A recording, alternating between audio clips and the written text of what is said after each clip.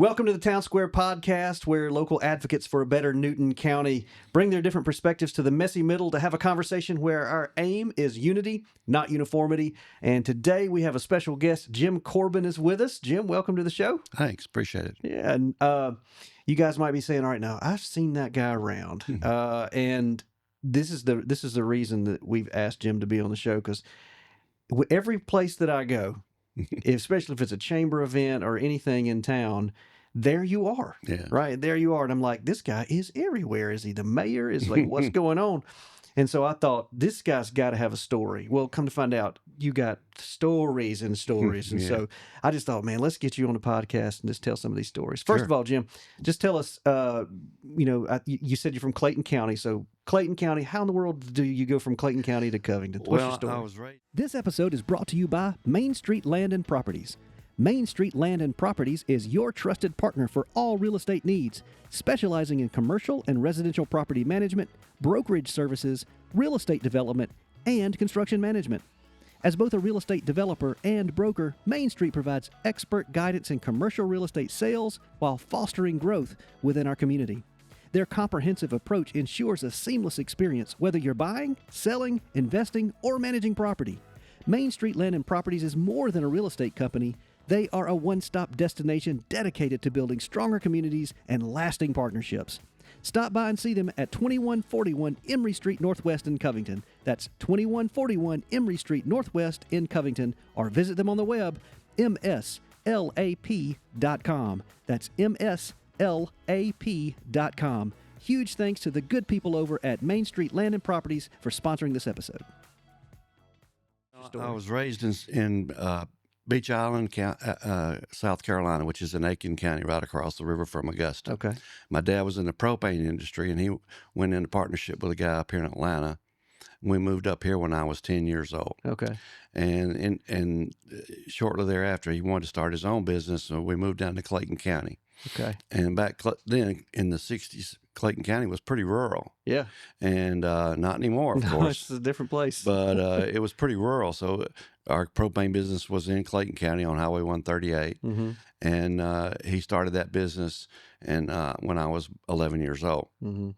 And I grew up in that industry and ended up going to college and then after college, heating and air school, because it was something that related to our business. Right, yeah. And so I was in the heating and air industry for 45 years. Yeah, okay. And I'm my own business for 32 years in Clayton County. Wow. Raised our kids there. So fast forward a long time, I obtained kidney failure in 2018. Oh, man. And went along with that and still running my business, survived 2020, the COVID thing, except in October the 2nd of 2020, I fell and hit my head. Okay. I see the scar. Yeah, getting into bed one night. Oh, my. And they took me to the hospital, and while I was there getting my head sewed up, they did some blood tests. This is during COVID. Mm-hmm. Found out I had leukemia. Oh, my gosh. So I had a brain bleed, leukemia, and on dialysis, kidney failure, all at the same time. They didn't want to mess with me at Southern Regional. They sent me off to Emory, where I stayed for 75 days. Holy cow. I was supposed to die a couple of times. They put me in ICU the first time, right after I got there. Didn't die, came out, but I was still kind of squirrely in the head because of the brain bleed and all. Uh-huh. And stayed in for a total of 75 days. The second time I went into ICU, this time I woke up in ICU, and I had a do not resuscitate. Oh, no. Good thing you woke up. Yeah. And, man, that'll get you talking to God. And I did. It was a one-way conversation, however, but still, nonetheless, I said, you've brought me back twice. Yeah. There must be something you have for me. Yeah. So while I was in the hospital, I told my son to do what he had to do with the business, and he and my son-in-law and my daughter, who live here in Covington, sold my and my wife sold my business while I was in the hospital. So when I got out, I was retired and didn't even know it. But the business was sold, and I spent a year recuperating because I had 6 months of chemo. Goodness even after I got out of the hospital. Couldn't walk, was in a wheelchair, then a walker, then a cane, then on my own for about 6 months Wow. of chemo. We decided guy came along and wanted to buy the house, another God thing. I wasn't Wow. didn't have it up for sale. A guy just came along and said, I want to buy a house. Huh. So we sold the house, came out here and found a house, and to be closer to my daughter and son-in-law, and in particular our granddaughter. Mm-hmm. Mm-hmm. So got out here after I got where I could walk and get around better and started driving and stuff. I wanted something to do. Uh-huh. And I'd been involved with Habitat, and we'll talk about that more in a little bit, but I've been involved with Habitat for a long time. And they were supposed to open up a affiliate here or get an affiliate here. Uh-huh. And so I said, well, that's what I'm supposed to do. Uh-huh. That's my thing I'm supposed to do. And it didn't happen for like a couple of years. Yeah. But I was still ready for it because I'm still a board member there. Uh-huh. And so I was involved with the organization still. In Clayton County, you were in Clayton County, right. Although I'd done Habitat work for Atlanta also. Okay. Every year I donated a heating and air conditioning system to Clark Howard in his houses. So from 96 to 2020, we did a Clark Howard house every year. Okay. Anyway, I got more active. I wanted something to do. So I spent 45 years in the heating and air business. And at that time, it was 40 years.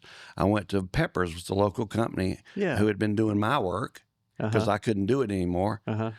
And I was real impressed with them. My son, who's also in the industry, recommended them. Anyway, I worked for them for about a year and a half doing their marketing. Yeah. And that was fun.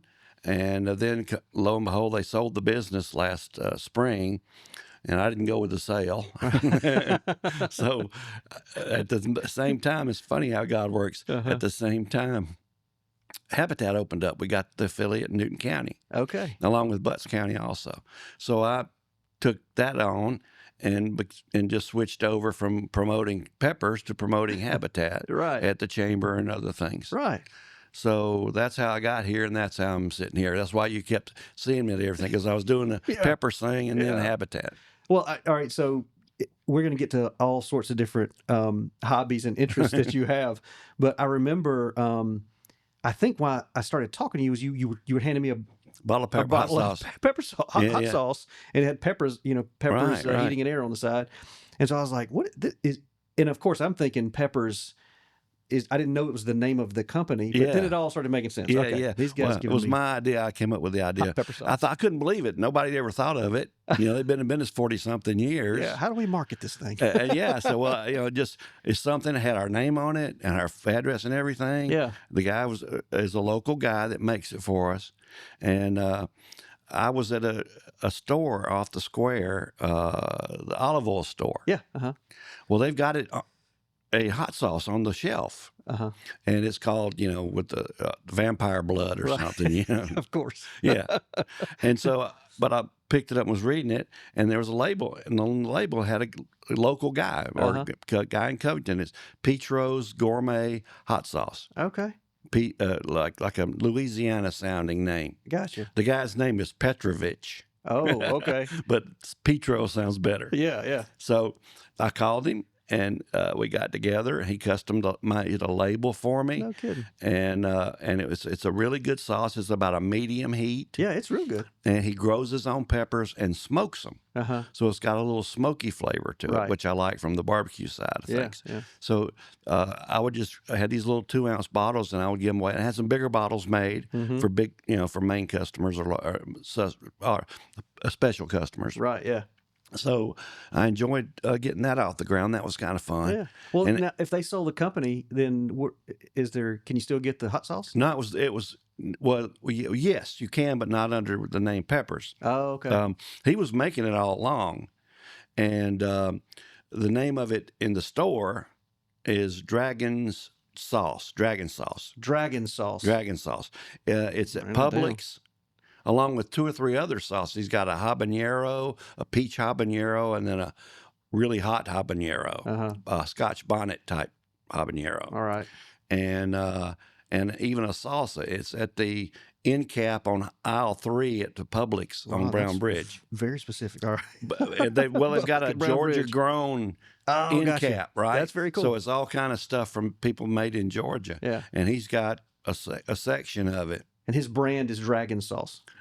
No, his brand is Petro's Gourmet Hot Sauce. Petro's, I got you. And Okay. Dragon Sauce is one, the Habanero and the Gotcha. peach and all that are under that label. Very cool. And it's $6.37, I think, on sale. That is even more specific. But he's a really cool guy. He and his wife travel around in a motorhome. They sell this hot sauce all around the country. Wow. And he grows, as I said, he grows his own peppers in his backyard. And I really enjoyed getting to know him, you know, because I was going by and picking up hot sauce every month, you know, because I run out. It was really going, people liked it. I loved and I'd it. go to an event and people say, have you got any hot sauce? Exactly. So I always carry some in my pocket. So I miss doing that. But he's doing well, and he's got it in Publix, which is a good thing. That is cool. And but he's just over off of Smith Store Road. Just right here in You know, right here in downtown, the south side of Covington. That's Newt awesome, County. man. Well, I remember, getting the hot sauce and all, and so I guess they also, like, you're giving it out, and you're like, hey, we also do heating and air. Yeah. Like, Well, by that the said way. that. It was Pepper's Heating and Air was the thing. But the hot sauce was like, that was the thing, man. Yeah. Golf, And, I was going around tournaments and putting it stuff. in barbecue restaurants, my thing, Yeah. So I would go, and that ties right in. So I was putting it in barbecue restaurants in all the 4 counties around here. Uh-huh. And I got it in about a half a dozen restaurants. That's crazy, man. Like all right. So if anybody's looking for some, the guy can do some marketing. This guy, he can make the rounds. And so you're still tied in with the chamber. Yeah. What role do you have there? Like, is it a volunteer I'm an role? ambassador, which means it's a group of about 25 or 30 people that go to the ribbon cuttings when a new business opens up. Yeah. We have events throughout the month. Mm-hmm. If they have a luncheon or any kind of event, we attend those. Mm-hmm. There's a business expo coming up. First of the year, like February, we'll be involved in that. Gotcha. So we just help the chamber, and each ambassador has about 25 or 30 members that they're responsible for, inviting them to events and different things. Okay. And so you help keep those people those businesses connected, right? They Thank join them the for their chamber, and then you get It's them a membership booster or a retention thing. Got you. Okay. Well, that's pretty cool. I mean, our chamber does amazing work. Yeah, I was involved with I was on the board of Clayton County Chamber for a period of time back in the day, and I enjoyed it very much. And same thing I was doing there. Yeah. The things that I do now that I'm retired are the things I love doing before I retired. Yeah. But I can just do a little bit more of it because I was running a business too before. Yeah.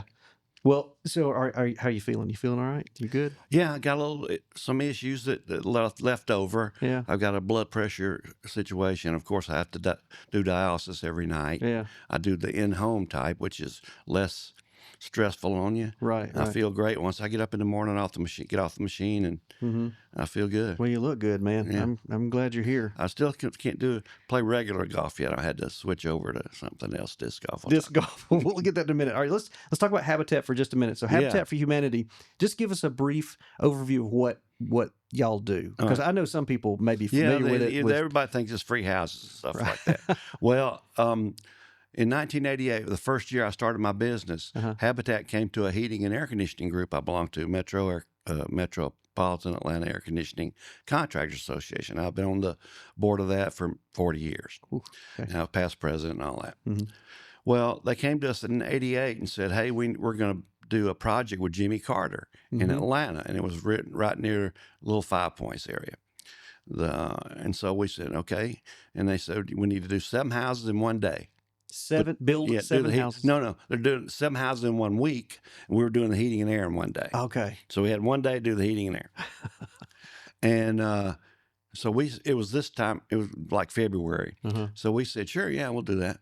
Well, time got past, and they come to us to do it in June. In fact, June, the first hot week of June. Right. A little integrity check there when you said you're going to do it, and then you got, So I was still a small company. I had a helper and a lady answering the phone. That was it. Oh, man. So me and my helper went out there, and we did our job, and then there was 6 other houses, and so we had to do ours. And then when we finished, the ones that only sent one guy to do it, everybody showed up, but some only were able to send one person. So we went and helped the next guy and finished up about 2 o'clock in the morning. Wow. Because we had to finish, because we had all the work we didn't get to do because we were out there all day. Right. So we did, but I really enjoyed it. I'm from a farming community in South Carolina, and my grandfather was a farmer. My father was a farmer. My grandfather was a sharecropper. Okay. So I understand what that means. Helping out each your other. neighbors and whatever. And it impressed me that, all the people that get a house with Habitat work on their house. It's called sweat equity. You work on your house, somebody else's house. You work at the restore. You work in the office, whatever you can do. But mostly you work on your own house. Okay. And so they're not given a house. They have to do like 250 hours of sweat equity. They're not given this house. But in our case, it's 0% interest. Oh, that's nice. And most affiliates, it's either 0 or very single-digit interest. Right. So that impressed me and attracted me to it. So I stayed involved throughout my time in business, but still am now. I got on the board in 2006, and I remain on the board. I'm going to be on the board for the Newton County version that we've gotten. So the one in Clayton County that served Clayton, Henry, and Fayette is called Southern Crescent. Southern Crescent Habitat affiliate. for Humanity, yeah. So what will the Newton Butts County affiliate? It's just going to be part of Southern Crescent. Oh, it'll all be part of the same one. The Georgia Habitat for Humanity has determined that it's better to have medium to large affiliates. Affiliate is a group of people in Habitat. Like there's one in Rockdale. DeKalb, maybe? Rockdale. There's one in Walton and Gwinnett. Okay. That's a 2-county thing. Gotcha. So ours is going to be 5 counties. And the theory being, if you're a little bit larger, you've got more wherewithal and you can bigger volunteer base, able to hire some people and to do the work, because a lot of these smaller affiliates, especially one county or one city, they get burned out. That's what happened here in Newton County. We're going there for about 20 years, and they just kind of, everybody gets burned out, or they get old or whatever, So that happens, in a church. The small group of people do everything. Yeah. Any group you belong to. 80-20 principle. 80-20 for sure. So that happened here. And so they didn't have anything for a long time, but the people are still around. The Presbyterian Church was really involved, and some of their people are still around that were involved. There was a guy over in Oxford who was a state legislator and councilman, I think. Okay. That donated land, and we built a house in Oxford over by the cemetery. Okay. We built houses built houses in Newbern, built houses here in town. So there's a bunch of them all around. I had no idea. Yeah. And so that's what we're going to be doing. All right. So that's all getting off the ground now, or relaunching, or however you want to look at it. Yeah, we're ready to do one of our 3 things right now. We do basically 3 things. Everybody knows about building houses, and that's the fun thing everybody Jimmy wants Carter to do. swinging the hammer. That's what I swinging still the hammer. see. Yeah. And then the second thing is home repairs. And we have 2 versions of that, major home repairs, and then called a brush with kindness, where you go in and build a ramp or rebuild a deck or paint or whatever. The major home repairs are significant. I mean, $20,000 worth of home repairs sometimes. Right. Replace the heating and air, do a roof, or plumbing, electrical. Major home repairs that need to be done for people that are older, that have been in their house a long time. Right. Well, we've got some funding from Home Depot right now where we can do veterans home repairs. They've just given us a good bit of money to do that in all of our areas. And we just got through doing a house in Stockbridge on Swan Lake where we replaced our heating and air and roofing and a bunch of other things. So if a veteran was listening to this and said, man, I have some things I just can't get to, I need help with, how would they go through that process? Is it an application process? Yeah, it's an application process, which is free to veterans. Okay. And I've been going around to all the veterans groups here in the county and making them aware, but there's still a lot of people that don't know about it. Yeah. And I mean, if you're older, if you're not independently wealthy or anything. If you're a veteran, it's pretty simple to qualify. You just fill out the application, and they have seminars. We've had one here at the Presbyterian Church. Okay. We have them at our location in Jonesboro periodically as well. You had one just recently there. Can you get the application like online? Is it? Yes, you can fill out the preliminary application just from online. Okay, and that would be habitatforhumanity.com or .org. Habitat.org. SC for Southern Crescent. Southern Crescent. Habitat.org. Habitat.org. schabitat.org. I'll get that in the show notes. And if you get my information, my email or whatever, anything we talk about today, I can put people on to. Awesome, man. That's great. So you got big plans then for... we're really looking forward to it. That's the thing that I was assuming that I was supposed to do. Yeah. That was the epiphany, right? Yeah. But in the meantime, other things kept coming up. I was going to the Rotary meetings. That's a Rotary pin here. Rotarian, here he is. And I would go to the Rotary meetings here in Covington primarily, and I still go to, in fact, they think I'm a member, and I'm really not. But we just did an empty stocking delivery on Saturday, and I went and did that, although I'm not a member. Right. They're cool with me being involved. So they would have speakers. And they had a speaker on CASA. They had a speaker on Miracle League and many other things, of course. But some of those things kind of hit a nerve with me. Yeah. And so I got involved in those while I was working with Peppers, while I'm doing this other for the with the chamber for Habitat. So let's talk about Miracle League first then. Sure. People who've listened to the show would know that we had Mike Hopkins, the chairman of the Miracle League here in Newton County. And hosted the All-Star game, I think it was, in May of this year. His daughter's one of the players. Yeah, fantastic. Yeah. He's very involved. And so what do you do with the Miracle League? What part do you play there? Well, it's just a volunteer thing. I am of the opinion that every kid ought to be able to play baseball. Yeah, absolutely. I love baseball. I've been involved, love baseball ever since we moved to Georgia. We moved to Georgia the same year that the Braves came. Oh, wow. In fact, the stadium was being built. You used to have to go through Atlanta and come down to Clayton County. You couldn't cut across like you can now. But we would see the stadium going up. So my first game was a game with the Braves and the Crackers, an exhibition game. That's old time and right so there. I stayed involved with the Braves, going to the games all my life. Was a season ticket holder for 30 years while I was in business. I just love baseball. So every kid should play baseball. No matter what. And they don't have to at any level. Yeah. Miracle League is just fun. The fun part of baseball.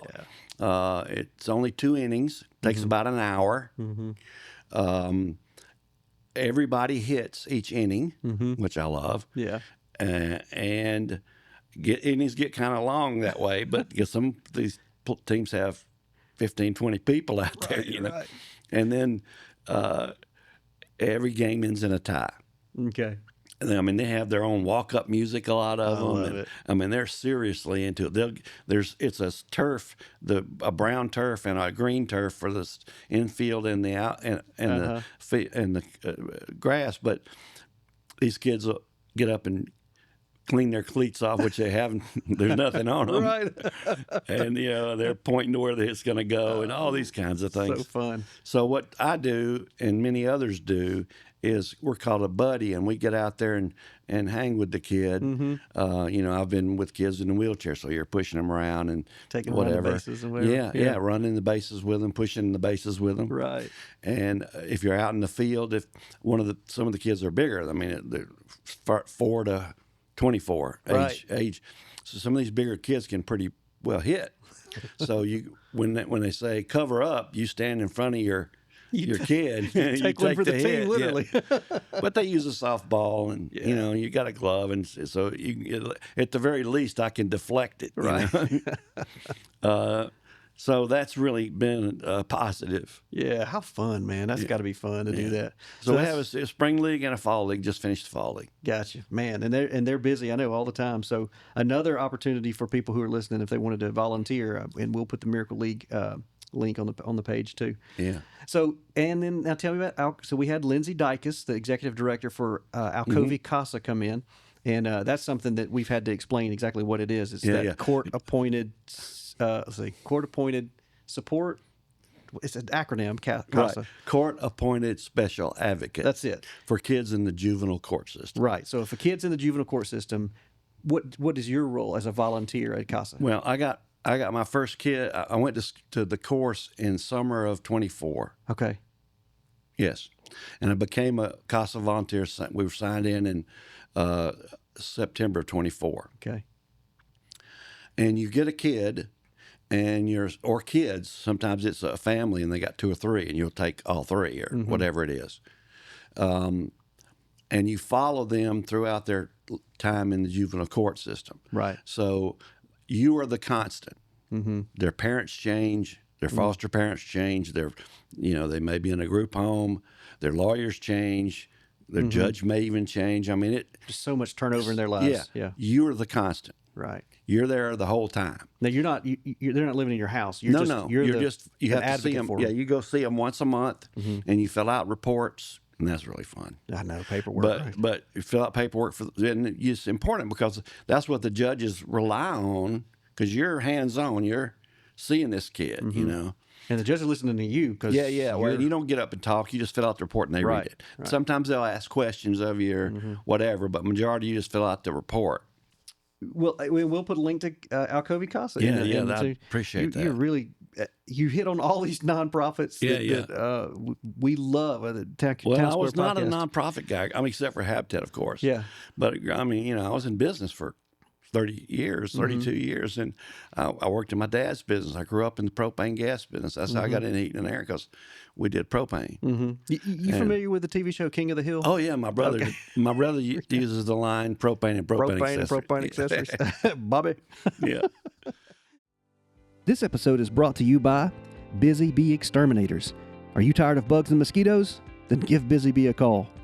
Busy Bee is locally owned and operated and takes great pride in hiring local technicians to service your home or your office. Personally, I've trusted Busy Bee to take care of unwanted pests for me the last 20 years here at Eastridge Church. Bug and mosquito season is right around the corner, so give Busy Bee a call today at 770-787-3718. That's 770-787-3718. Or you can get a quote online by going to busybeeexterminators.com. That's busy, B-I-Z-Z-Y, busybeeexterminators.com. A huge thanks to Busy Bee for sponsoring this episode. Oh, man. Well, and thank you for bringing all these up, and it just ties into your story. But there's more to you too. Yeah. There's more to that. So let's talk about some of these things. Now, you said the hot sauce, when you were doing the hot sauce thing, it tied into another passion of yours, which is barbecue. Yeah. So what is your connection to the world of barbecue? Well, a lot of people like hot sauce on their barbecue. Oh, so that's how I got into that. But I've been involved with barbecue my whole life. My uncle was a pitmaster in South Carolina. All right. There was an agricultural club that met once a month in Beach Island, South Carolina. And they'd cook a hog. And my uncle was a little kid growing up amongst these guys. And my grandfather on his side worked in town, so he didn't. He was from Pennsylvania, so he wasn't into the farming thing. My uncle was, and he hung around all these farmers, and they would teach him stuff. And one of the things was barbecue. So he would hang out with the pit master that did their barbecue, and he learned it himself. Old school, concrete block pit. Yeah. Expanded metal on top, whole hog, and then some sort of covering. Yeah. Well, that was transferred over to a family thing. We did half chickens, he and my father. They would build them a pit out of concrete blocks. Right. And you build a remote fire, oak fire, hickory, whatever, and then you take the coals with a shovel and put them underneath. And the pit would be, maybe 3 foot by 6 foot, something like that. And they would cook those for our, family events, Mother's Day or whatever. And it was great. And I didn't really realize that everybody didn't do that, because it was a part of our Just life. part of what y'all did, right? And of course, ate barbecue everywhere. Yeah. I mean, there were some really good barbecue places in Aiken County, so we ate barbecue all the time. The Carolina sauce, I've always liked the Carolina sauce. Carolina sauce in our area is more of a vinegar sauce, okay, with a little bit of ketchup in it and red pepper and things like that. Okay, so not the yellow mustard based. in closer to the coast. The Low Country, the yellow mustard sauce is real popular. And then on the north end of South Carolina, it gets more of a North Carolina flavor. It's the white sauce, maybe? No, it's a dark vinegar sauce with Worcestershire in it, Okay, which I love. Huh. There was a barbecue place that I loved in Clayton County called Dean's. It was on Highway 3, and they used a vinegar with Worcestershire sauce, in which I got the recipe for finally. But however, you have to make 3 gallons. Oh. So I've cut it in half. But that's not a problem because everybody in my family loves it, so I can get rid of it pretty quick. Yeah. But it's a great sauce. It soaks into a lot. Why I like vinegar sauces because it soaks into the meat. Yeah. And so you get that really good meat flavor, but you get that vinegar in there with it. Yeah. I'm of the opinion. Sprayberry's in Noonan's, one of these kind of places, of the opinion is you take a bite of barbecue with sauce on it, and if you breathe in, you cough, that's a good vinegar sauce. That is good. Yeah. So I was raised with barbecue. Yeah. And my dad, when I was working in the propane business, whenever we went to set a tank for somebody, a propane tank, whatever barbecue place was nearby was where we stopped for lunch after we set the tank. Right. So that was something that he and I did a lot. And he cooked. We were in the gas business, the propane, so he always had a propane grill. He did the thing with my uncle, but we did at home. We mainly cooked on gas grill, but always I mean, everything from lobsters to burgers to steaks, of course. Yeah. So I grew up having a grill. I had a grill when I was in college, and all that time eating barbecue, and all the places around here I went to. Yeah. Well, a guy came to work for me. He was from Arkansas, around 2008, and he was telling me about barbecue judging. And I knew it existed, but I never, much more than that. Everybody's heard of it, being a barbecue judge. So he was near Memphis, and there's a group called Memphis in May, which now is the Memphis Barbecue Network. And they're still around. They were in Georgia. They had about 8 or 10 contests here in Georgia. And so I took a class, and that's how you become a barbecue judge. That's what people ask you. Okay. You take a class. It's probably $25. It's not very expensive. It's an all-day class, and you do how to do it and talk about all the things, and and then they cook some barbecue for you to judge at the end of the class, so you can know what you're talking, what you've been learning about. Yeah. So I took that first class, and it was an MBN. MBN is all pork. So it was the categories are whole hog, or were back then, shoulder, which is Boston butt, and ribs. Okay. So I did my first contest in Milledgeville. They used to have a really good contest in Milledgeville, and then they said, I was asked while I was there, we need some help with ribs and judging ribs and the big pig jig. Okay. And the big pig jig, for everybody that's gone down I-75 to Florida, right before you get to Vienna, Georgia, on the right-hand side of the road, there's what looks like a fairgrounds. Right, okay. It's a barbecue contest. Okay. I mean, and it's massive. Big pig jig. Big pig jig. It's the first Saturday in November every year. Right. Started as a local competition with some guys in the early 80s, and it's still around 40 years later. What's the name of that town? Vienna, Georgia. It's Vienna, okay. It's between Vienna and Unadilla. Yeah, I got family in Unadilla. Yeah, Unadilla is where the, there's a paper mill there. You smell Unadilla before you get there. Well, it's right, and it's all amongst all these cotton fields and beautiful part of the state. Huh. Well, everybody's seen it going by. You just don't realize what it is. Yeah. And it looks like a fairground. And there's these 2- and 3-story buildings, and it's the local people build these to have their barbecue contest No on that weekend. We've all been by it. And they all come. Huh. I mean, all the friends and relatives and everything, and it's mostly just people in the surrounding area. But people come to judge it from all over the country, No and kidding. it's probably the biggest one in the state. Maybe 100 teams, Holy barbecue cow. teams, The Big Pig Jig. and it's really fun. They have another one they started having another one in February to try to get some use out of the facility. But prior to that, it was just once a year. Uh-huh. So that's Memphis Barbecue Network. Well, that's been taken over. It still exists, but mostly they just do Tennessee and Mississippi and over near Memphis type things. A couple in Alabama, but the only one in Georgia now is the Big Pig Jig. The Big Pig Jig. But they developed another group called the Georgia Barbecue Association, the GBA. The Georgia Barbecue Association. Right. You going to tell me you're involved with that too? Oh, absolutely. And I'm a master barbecue judge in the Georgia Barbecue Association. It's all hog also, but they don't do whole hog anymore. It got really expensive. Yeah. So instead of hog, they do pork loin. Okay. But they used to do those big old loins that are about that big, and they treat those things. It's amazing what all they do to them.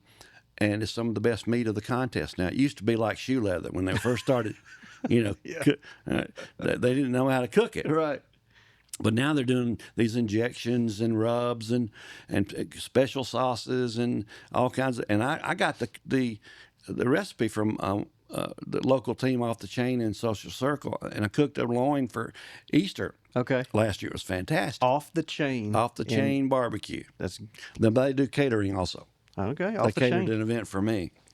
But You like? I mean, as a judge, they do pretty good. Yeah, they're good. I mean, see, it's blind judging, so you don't know whose meat you're eating whenever you're judging. But I'm saying in Social Circle, Off the Chain is a good. They do catering. They do their team of the year like 4 or 5 times. Oh, wow. In GBA, so they're a big deal in GBA, and now they're branched out and going into another organization. But GBA is all hog. They'll sometimes do chicken. They'll sometimes do brisket just as a ancillary category. But the main categories are loin, ribs, and pulled pork.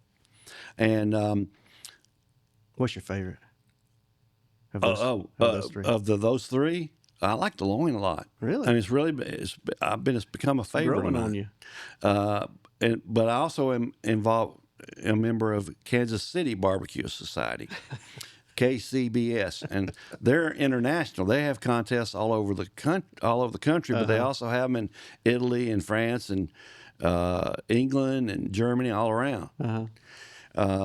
So I belong to that one. I'm also a master judge. Now, when you become a master judge, you have to judge so many contests. 30 is the minimum. So you do your 30 contests judging. And then you work with a team. I worked with Off the Chain at a contest in Griffin, which they won last year. How about that? And so you work with a team, and then you pass a test. So those are the 3 things that you have to do to become a master judge. And now you're just traveling around it when I do it maybe one a month, starting in February, going until November. The barbecue season. Yeah, that's the season. They don't do a lot in December and January because it's cold. Yeah. And February is toward the end of February. Yeah. But some big ones. I mean, the one in the Big Pig Jig they have in February also. It's a different version. They call it something else. But So February and November. Yeah. Wow. Yeah. But it's called, GBA does the one in February. MBN, the Memphis, does the one in thing. So You're talking about a whole network that I have no it's concept people, for. This is amazing. And these people are fanatics about it. I mean, the cook teams. Yeah. Because they're not making a lot of money. Do they bring their own like grills and stuff? Oh, yeah. They have trailers and they sleep in them and motorhomes. Wow. And some of them just have a tent and a cover and they'll sleep out in a lawn chair or something. Goodness. It's everything from that to the fancy $100,000 motorhomes. Goodness gracious. But they'll be at an event. The event will provide, sometimes they provide the meat, or at very least they inspect the meat. Can't do anything to it till Friday night. All right. And the contest is on Saturday. So you cook all night, depending on what you're cooking. Right. Memphis and GBA is all pork. So it's either loin ribs and shoulders. Kansas City is 4 things: chicken, ribs, pulled pork, and brisket. Okay. And I've become a fan of brisket. All right. Growing up, it was chicken and pork. That's it. South Carolina and Georgia. But brisket, all these people from Texas and Yankees coming in and eat brisket, it's popular now. In just about every restaurant. Yeah, you can find it everywhere. Yeah. Burn ends and brisket. Yeah. In fact, I'm making some for a event we got this week, because I'm making some burnt ends. Huh. But that's how much I like it. But anyway, we go to those events, and when we judge those events, it's all blind. Used to be MBN, you got to go on site and judge them at their cook site, and that was really cool. Yeah, because you could learn how they did it and see all their stuff. Everybody's got a little different trick. Yeah. But they wouldn't tell you the secret things. Right. They would tell you the main basics and temperatures, but you learn how to cook that way. You know, I got 2 cookers. I got one that's a Komodo style. You know, it's called a Primo, like a bean green egg. That's what that is. And I've got a gas grill that I can adjust to. Actually, I bought one of these tube smokers online where you can put these little pellets in, smoke on a gas grill. Okay. If you can get it turned down low enough. Yeah. Well, let me tell you a quick story about a grill. So my next door neighbor, Mike Waters is his name, and he takes, I'm going to get into 2 worlds for you right quick. He takes old propane tanks, or he took one and turned it into a smoker. So he took an old propane tank. Did all the welding and stuff and all that stuff, and put it online, YouTube, he showed how he built it. And it is like, he now has a business where he sells all the parts that would go to this in a kit. So all you have to do is buy the propane tank somewhere and then buy the kit from him. And then you turn your old propane tank into a smoke, like the big ones, the ones out in the yard kind of deal. Well, I was trying to work a deal before my father sold Corbin Gas. Where we had all these old propane tanks, 250-gallon tanks. It's usually what those are made out of. Yeah. So they were out, and the ones that had been declassified, you couldn't use them anymore. So that's where they get them. Because I'd run across a guy at the contest, the GBA contest, and NBN also, from Haddock, Georgia. Lonnie Smith does that very thing, and it generates money for his barbecue competition habit. Right. Because it costs them money. And whenever they do a thing, it costs them money. Yeah, even if you win, it costs you money. Right. If you win grand champion, you might get $5,000 or at the very most 10 at a big contest. But most of the things, you're just winning $100, $200, $300. Yeah. You're paying for your gas probably. Yeah. And because they do it because they love it. Right. Same with the judges. The judges do it because they love it. We don't get paid. We get paid in meat. I know you do. It's got to be fun too. And then a lot of the teams say, come around and get to know them, and you go around and they'll try this. This. And so, and I usually, I didn't do it this year, but I usually make a little moonshine. Okay. And I will take a jar of moonshine and give it to some of my teams that I like, and they'll reciprocate with barbecue. So I love it. It's a bartering system. What kind of moonshine do you like? The peach? Apple pie. Apple pie. I made some orange cream last year, which was interesting. Okay. It's like a creamsicle. That punches you in the mouth. Yeah. But apple pie is so smooth, man. If that cinnamon sticks in, you put it in there, and it smooths it out so much that you don't even know you're drinking. Really? I would think it would give it more bite. No, it's really flavorful. All right, speaking of which, I'm going to jump into another topic. You could talk about barbecue, I think, for another couple hours. I'll come back. No, you don't have to come back. I'm just saying. Come back to the show. Yes, yeah. I thought you were like, no, I had another 2 hours. Just hang out. So about the moonshine. Yeah. When I was doing my due diligence, and just like, all right, Jim, you got to have some kind of online presence. And I was like, okay, I got your LinkedIn page, and there's a couple little nuggets in there, and it said Tennessee Squire. Yeah. And I was like, what is a Tennessee Squire? Now, I've looked it up, but for the sake of everyone else who has no idea. Well, in the 50s, it started as kind of like a Jack Daniel's whiskey fan club, and I had a friend who was a musician, Steve Thomas, out of Forest Park, and he was going around all the clubs. They played country rock. Okay. Pure Prairie League and all that kind of stuff. But they would go to these bars, and there'd be reps from the different alcohols or whatever. Well, Steve became a Tennessee Squire. but through one of those reps. You have to be recommended by another Squire. Okay. Okay. This is another title you have. Yes. Of Tennessee I'm Squire. Tennessee Squire. Oh, I mean, I got a plaque and. I mean, it's legit. I know. I looked it up. Yeah. So they started that way, and he was a Squire. He became a Squire, and then he recommended me to be a Squire. Uh-huh. And back in the 80s, when this happened, this was 81 or 2, I became a Squire. And I was 30 years old at this time, and I was pretty well participating in a good bit of Jack Daniels at the time. And so I loved it. You were an advocate and a fan. Yeah. So when you become a Squire back then, they send you a plaque and you get a card. It's got your member number on it. It's actually a plot number because you own a square inch of Jack Daniels land at the distillery. Okay. Yeah. In Lynchburg. Yeah. I mean, it's a joke thing, but well, like you own an inch. When I got off the bus at the tour, when I went on the tour back in the 80s, the bus driver said, "Now, for those of you Squires getting off the bus, you got a 1 square inch in this area right here." Right. So you get your plaques, got your number on it and everything, and you went on a square inch. But then it was not that many of us. Mm-hmm. Over the last 40, 50 years, it's grown exponentially. I'm sure. And each Squire gets that. They get a certificate, they get a card thing, and they get you can go to the distillery and there's a Squire room. You go into the Squire room, and there's a special room with history and stuff about Jack Daniels, and you'll usually get a mug or a keychain or something, memorabilia type thing. And then you go on the tour and do all that. And that, to turn it back to barbecue, they also have a big barbecue in October every year. Uh-huh. People come from all over the world, just like the KCBS thing. It's a KCBS style barbecue. I've judged it twice. Big deal to get into that one. So you were a master judge there as a Tennessee Squire? As a Tennessee Squire. That's awesome. And, man, they give you this great goodie bag. Most judges, you don't get a lot. Maybe you'll get a T-shirt or a little goodie bag of some sort. Uh-huh. Well, the goodie bag at Jack Daniels includes a bottle of Jack, so it's a really good it's the best goodie one. bag. The best goodie. Yeah, and then you go to the goodest bag. They have a parade on Friday with all the teams, and and they have a dinner on Friday night, and you get to go to that with all the teams.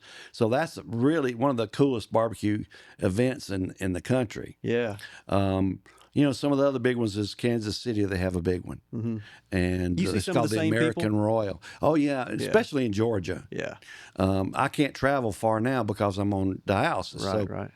When I get off the machine in the morning, I can only make it a couple 100 miles before the contest starts. Excuse me, a couple of hours. Okay. Before the contest starts. So it's usually no more than 100 miles away from the house. Gotcha. So I do mostly North Georgia now. I used to go South Georgia and do a lot of those, and I would go and spend the night on Friday and check out the town, little small towns. It was really fun. Yeah.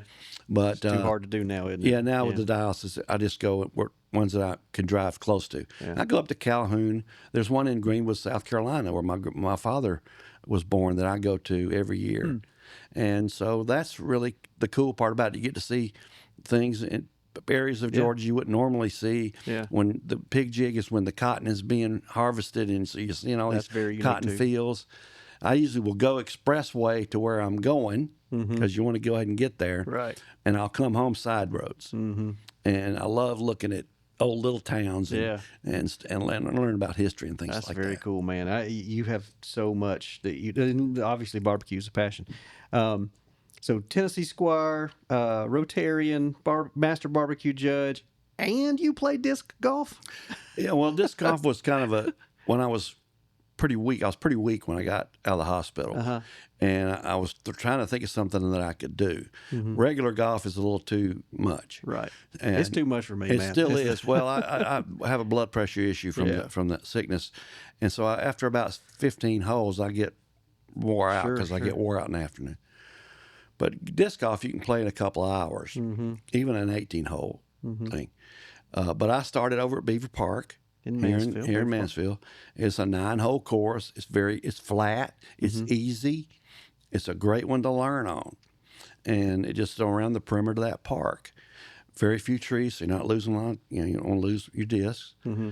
And I learned on that one. Now, in disc golf, it's golf with a frisbee. So they call it golf similarly because you're trying to ring the basket thing. Yeah, the basket has chains that hang down, and you hit the change and it falls into the basket. Yeah, but you also, like in golf where you would use different right. Yeah, clubs Oh, for yeah. They different want you to distance. spend more money. So you have a driver, just like in regular golf, off the tee, and then you have a mid-range, different types, many different types. I'm not I don't know that well to know what's the best to have and all that. But you're saying there's different sizes, different types. Yeah, different types, different configurations. Crazy. And then there's a putter for straight shots right near the basket.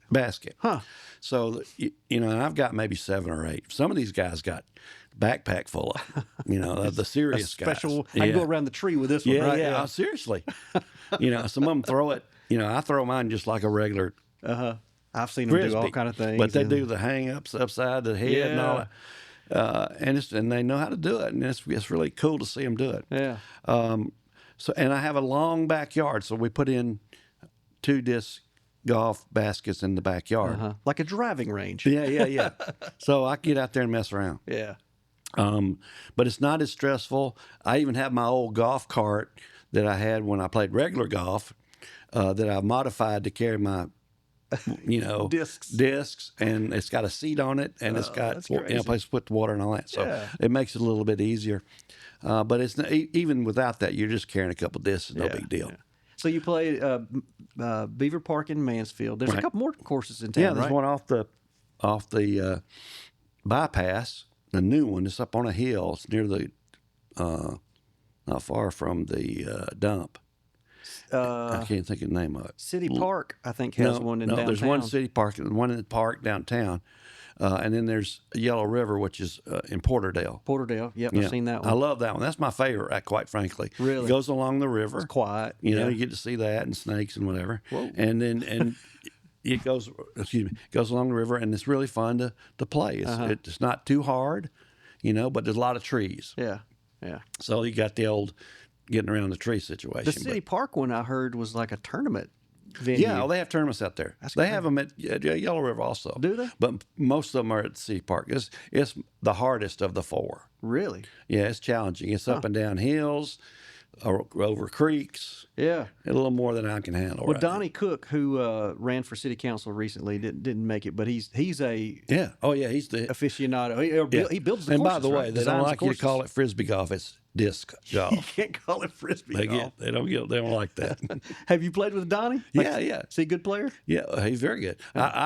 We actually put some signage up and did some things at Beaver Park, and he's been involved with the new course out in Rockdale. Yeah, that's right. At the horse park. In fact, they combined the Newton and the Rockdale clubs and made one club. It's New Rock or something. Yeah. So I knew Donnie was really big into it. Yeah, it's fun. I never tried it. And it's free. Yeah. FREE, except for what you spend on the paraphernalia. Yeah. But it got popular. It's been around since the 70s. Okay. California is where it started, of course. Right.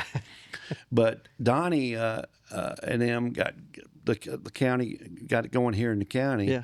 And we even had a disc golf store off the bypass. Oh, really? On the bypass, yeah. I didn't know They that. recently closed, but it was a neat little store run by some really nice people. Mm-hmm. And I just started reading about it while I was recuperating, and bought some discs from them and just started getting out there and fooling around. Mm-hmm. And it's a little easier on your body than the regular golf is, and it's a little less time involved, so you don't get stressed out as much. What's easier, hitting a straight drive or cooking the burn ends perfect? A straight drive, yeah. Through trees in particular. All right, man. Well, we need to wrap this thing up. Let me ask you a couple quick things, just some rapid fire. You don't have to give a lot of explanation. One local business or restaurant in Newton County you think more people should know about? Smoke-friendly barbecue. They're off at 212, almost at the end of the county. Smoke-friendly barbecue. Smoke-friendly. Two super nice people. Great brisket. Got specials.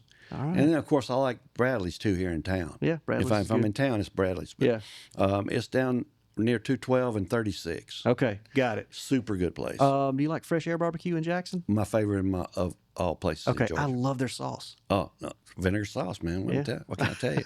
Okay. If someone had 24 hours in Newton County, other than going to, what was the name of the restaurant? Smoke friendly. Smoke Friendly. Other than Smoke Friendly, what would they do in 24 hours? Where should they go? Just go around town. Look at the old houses, the antebellum houses. That's good. Our habitat did our board retreat here last, so I got a book and started reading about, Yeah. All the historic stuff. history. Got a tidbit for you. Okay. What's Dried Indian Creek named after? Oh. Now, being from Covington, I should know this. Hang on. It's not named after an Indian. Is that right? Well, yeah, it is. Something like that. But what you hear the name Dried Indian Creek? Yeah, it's not I a thought dried I up thought creek. it meant a dried up creek, right? Right. It's not a dried up creek. It starts up in Oxford and runs parallel to 81. Yep. Comes through town. Yep. Zigzags a little bit through town. Mm-hmm. There's a bridge on Goes 81. up near Yeah, that golf frisbee course you were talking about. right. Not frisbee, sorry. And it runs into the Yellow River Okay. on the other side of the bypass. Yeah. All right, south of the bypass. So it's a long creek. When the pioneers were moving to Georgia in the 1820s, Okay. somebody had to leave, which was the Indians, Right. and they had this one Indian. I mean, the Indians had lived in that area along that creek bed for thousands of years, Right. At least hundreds of years. Yeah. And they had this one old Indian that wouldn't leave. And the pioneers gathered him up, tied him to a tree, and shot him. And then to make sure nobody came back, they hung him up over the creek and dried his body in the sun. Hence the name Dried Indian Creek. Holy cow. Because there's a real creek there. It's not dried up. Yeah. That's the story. That's why it's called Dried Indian. It's Dried Indian, literally Dried Indian. Yeah. Holy cow. This guy's bringing the history. All right. What's your go-to meal? Barbecue, of course. And you like right now the... Brisket's my brisket. Brisket? Yeah. Okay. All I right. cook it pretty good. That's why I like it. All right. Now, of all the things we just talked about, is there anything that would surprise somebody? Like, if you said about you? I have a BS in psychology, emphasis on the BS. Okay, wait a minute. Do you really have a BS in psychology? Yes. Oh, okay.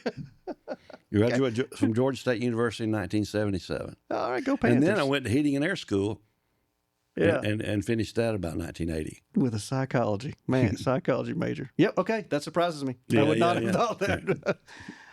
All right, let's see. Last thing. If you could challenge one person in Newton County to a disc golf showdown, would it be Donnie Cook? Oh, it'll be Donnie. Donnie Cook. for sure. Yeah. All right. What's your favorite barbecue in the whole world? It used to be Dean's till they closed in Jonesboro, So now if you had to pick one. but now it's Squires in Augusta, Georgia. Sconiers. It's South Carolina style barbecue. Okay. Oh, it's getting Vinegar close sauce, to your heart, see? vinegar sauce, Uh-huh. and hash and rice. What? Georgia has Brunswick stew. Right. South Carolina, we have hash and rice. Rice is on every dinner table. Yeah. My mother, I mean, we never had a meal without rice on the table. Uh-huh. And rice is grown in South Carolina a lot. So rice is on every meal, and they take this meat gravy, basically. Mm-hmm. They would give all the poor people the scraps of whatever. Well, hash would have pork hog in it. It would have a squirrel if they had leftover there stuff, was yeah. a possum running around. Right. You know, and it'll have a lot of organ meat in it. Okay. And it used to be the color of this, gray looking. Yeah. But now it's just basically pork and chicken. Yeah. Yeah. But it's not like Brunswick stew. The vegetables that are in it are ground up, and the meat is just lays over this rice. Put a little hot sauce on it. Wonderful. Man. Okay. Well, that sounds interesting. I'll give you that part. You public service, helping people is built into you, no doubt, other and barbecue. But just like, what is it? This is how we'll end right here. What is it about helping people that means so much to you? Well, I've done it most of my life. I was a volunteer probation officer when I got out of college. Another thing we need to put that on the list. And that's similar to what I'm doing with CASA now. Mm-hmm. But when I didn't die from the leukemia and the brain bleed and the kidney failure, Mm-hmm.